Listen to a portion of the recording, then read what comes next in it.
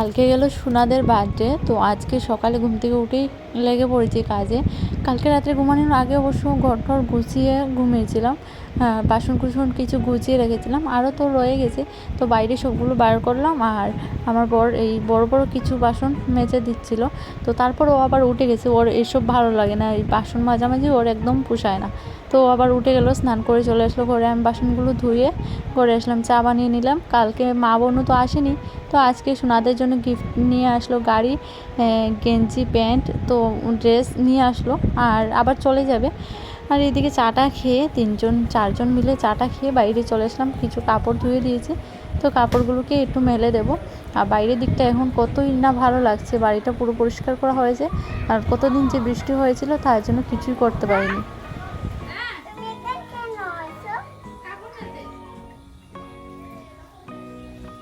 আর এখন বাড়িটা পরিষ্কার করায় কত না ভালো লাগছে। আজকে যে ভিডিও করব, কাজ করব, একদম এনার্জি নেই আমার, একদম কিছুই ভালো লাগছে না। ঘুম ঘুম করছিল সারাটা দিন, মানে দিনটা কীভাবে যে কাটলো আর কীভাবে যে রান্নাবান্না করব কিছুই বুঝতে পারছি না।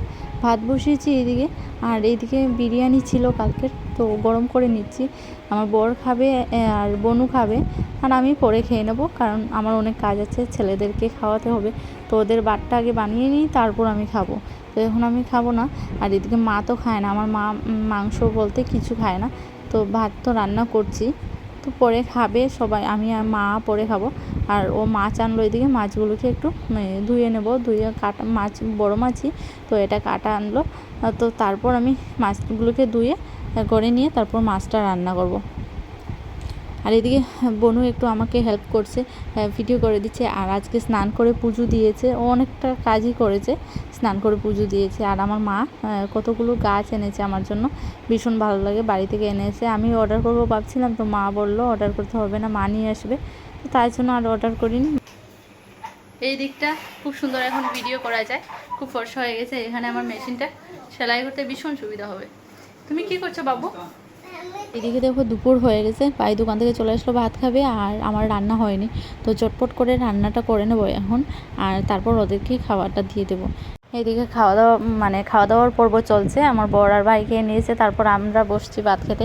ভাত টাত খাওয়া হয়ে গেছে, এবার তো বনু চলে যাবে, মা চলে যাবে। আর আজকে বললাম না, আজকে তিনজন মিলেই কাজ করেছি, বনু করেছে কিছু কাজ, মাও করেছে, মা তো আর বসে থাকে না, আমিও টুকটাক করেছি। আজকে বললাম কোনো কাজ করতে ইচ্ছে করছে না, ভিডিও করতে ইচ্ছে করছে না, তার জন্য ভাবলাম ছোট্ট একটা ব্লগ তোমাদের সাথে আমি শেয়ার করি, আজকে কি করছি না করছি। এইদিকে বনু মা চলে যাচ্ছে, ওরা থাকবে না।